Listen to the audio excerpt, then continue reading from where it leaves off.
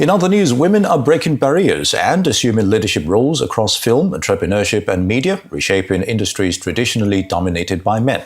Female directors, producers and cinematographers are gaining greater recognition and opportunities, bringing diverse stories and perspectives to global audiences. Major studios and streaming platforms are investing more in women-led projects. In entrepreneurship, women are launching startups and securing venture capital at growing rates, often addressing market gaps overlooked elsewhere. In media, women are ascending to executive roles, creating their own platforms and shaping public discourse. Despite progress, challenges like funding gaps, pay disparities, and underrepresentation persist.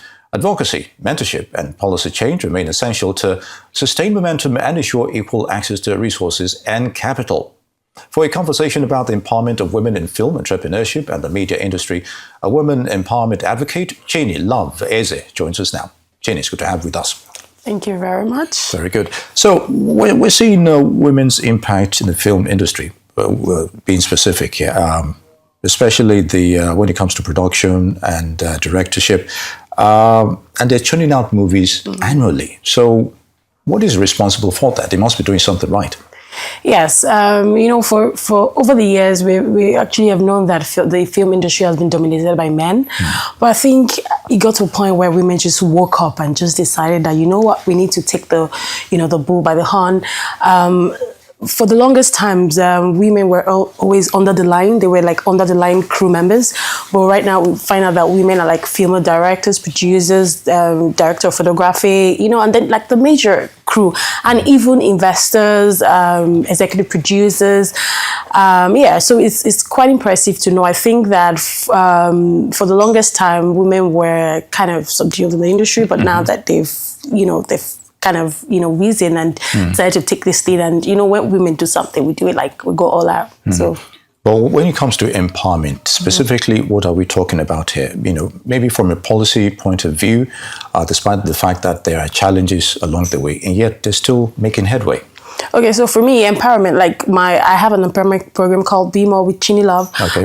This is basically designed to equip young women. I'm not even talking of women in my field. I'm saying generally, in all aspects of life. It's it's actually designed to equip young women with the right skill, the right knowledge, the right tools to be able to, strive in their businesses.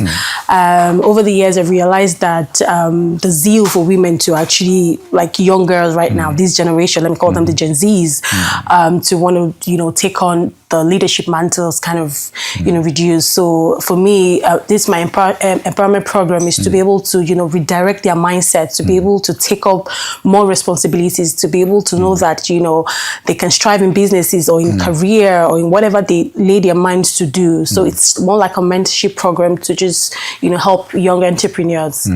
So how does advocacy, mentorship and policy change, impact empowerment, as it were? For me, I'm very big on empowering young women, right? Starting from where I started from, I started as a businesswoman, then I went into film, and I'm a producer, director, and also a philanthropist, right? Before you get all of this, you still need some kind of funding, as it were, because that's where the empowerment usually comes from. Yes, well, but for instance, the theme of the event is start small, believe big.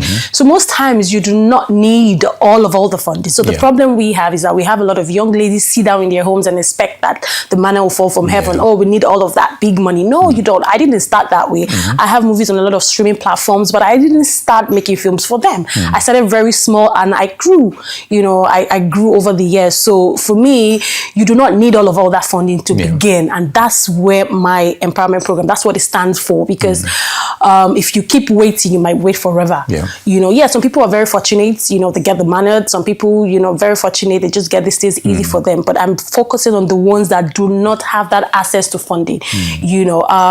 Also my empowerment program, actually, I from the women that are being invited, I pick 1 or 2 women and fund their new business ideas. That's one of the things that I do as a give back, right? So for those that, have this beautiful idea and that do not have the funds for it, I actually fund it. And I also try to make sure that they network to, the leaders that I'm going to be inviting, so that, you never can tell where your funds will come from. But the most important thing for me is the mindset. You do not need all of that money to start. Just start and believe big, and then, Very good. So when we talk about equal access to resources and capital, how are we doing in Nigeria, and how would you, rate the prospect of women breaking barriers in this aspect?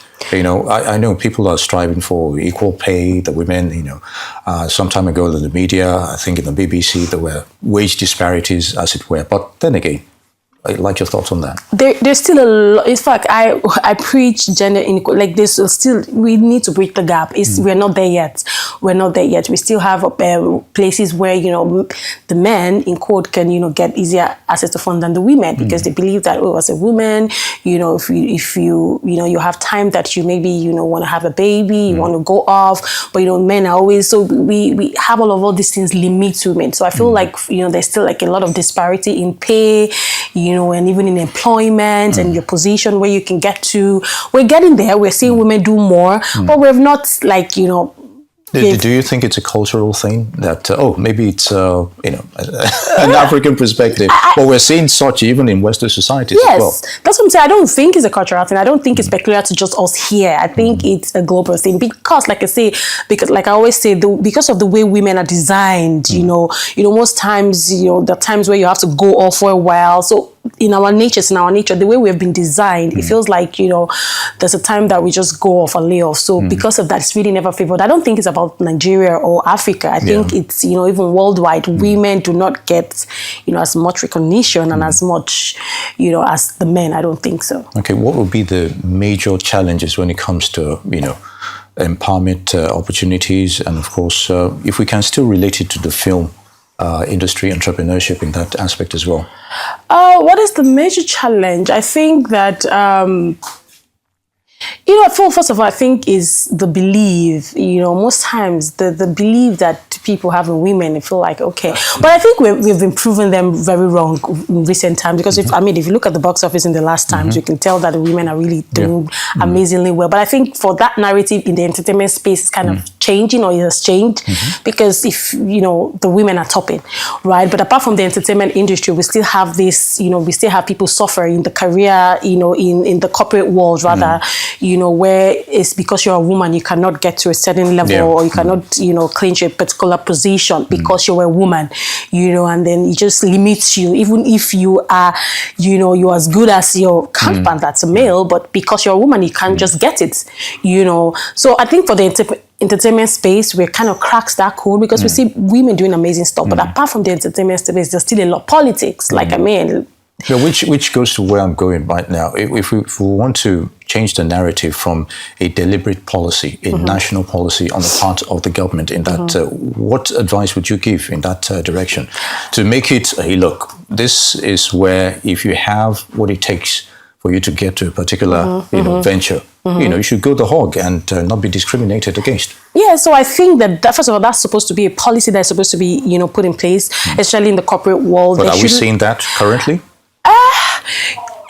There may be conversations where it feels like it's changing, but there's still the undertone of it's still being there. Because yes, you can have conversations of, women can, apply for this position, you can do this, you can do that. But in the reality of these things, are they being done? I don't think that we have gotten there yet. And I think that it's not just good enough to talk. It's actually, we need to implement these things. Like I said, I'm using the corporate world, for instance, because I know a particular friend of mine that actually deserved a certain position. But because she was a woman, she was just not given. That was so unfair, and she was so bitter because she feels like, I've worked so hard, and why am I not getting it because I'm a woman? And she was told. So yes, we realize that there are a lot of conversations about these things, but is it happening? I think there needs to be deliberate deliberate actions to put these things in place, to make sure that once a woman is deserving of this position or this fund or this whatever it is, she should get it, irrespective of whether she's a woman or not. Very good. On that note, Chinney Love Eze, Women Empowerment employment advocate. We'd like to thank you very much for your thoughts on those issues. Good to have you with us. Thank you so much. Very good.